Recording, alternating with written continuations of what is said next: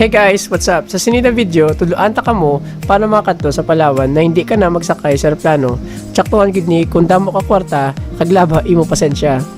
Kung hilig mo mag-explore, kag may love ka para sa dagat, tsaktuhan gid ni para sa imo kay ang sakyan mo, Roro.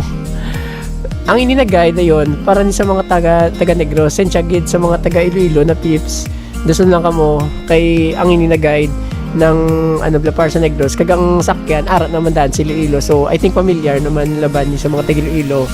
Sige, first step, kung taga Negros ka, kung din ka man kung sa Calatrava, La Castellana, Sagay, Cadiz o sa Isabela, kilala na maging magpabakolod. Kung wala ka kabalo sa piti pabakolod, mangkot ka sa kilala mo o sa piyak balay mo kung sino da nakapabakolod. Dako ka naman, di ka na dapat magluya o mamangkot. Sige, kung ara ka na sa Bacolod, sakay ka jeep pa Bridco Port.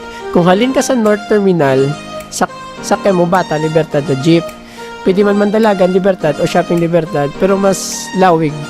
Kung ara ka na, kung ara ka na sa terminal, mangkot ka lang sa mga kapasaka pasero kung malabay SM kay piyo na mga gasto mo guro lapit 10 ka piso.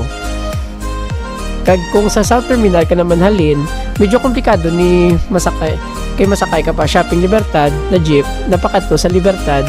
Kag manaog ka, kag magsakay Mansilingan Central Market na jeep pakadto sa downtown.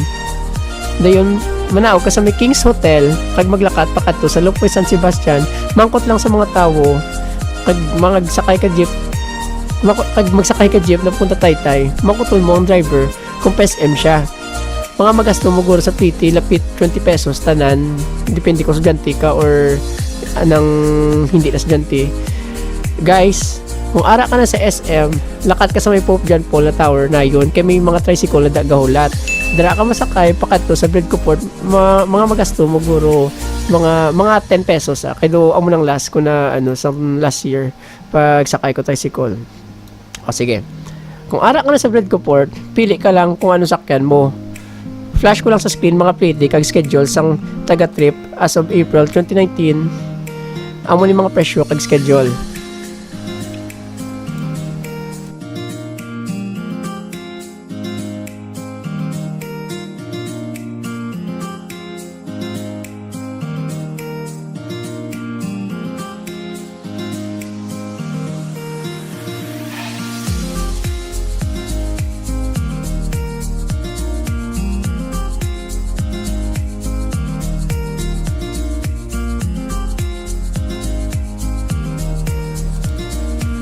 Once nakatabo ka na sa Iloilo, pwede man lakton mo o sakay ka jeep o tricycle pakadto sa Milagrosa Shipping Lines. Kag mo pa-book ticket ng bali pag abot mo sa terminal,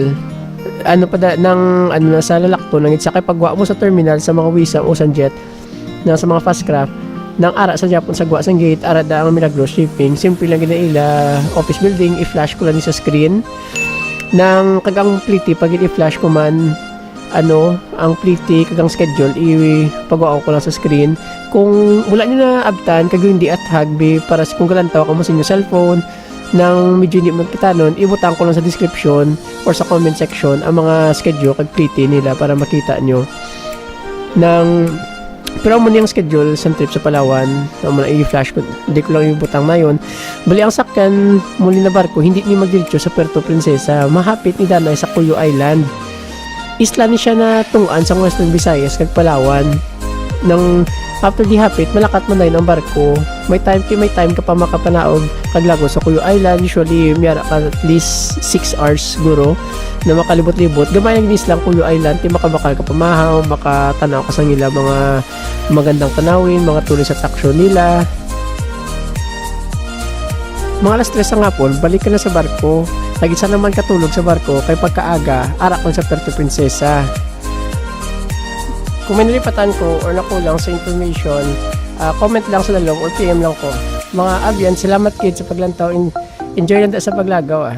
Make sure to subscribe sa channel ko sa YouTube. Kag like ini na video, kag please, basi machimpo ka, follow lang ko liyog sa Instagram at JaredKaiser24. Kag comment sa dalom, next ko na lugar katuan, kag next ko na video mo una. Sige guys, halo na kamada. God bless. Bye-bye.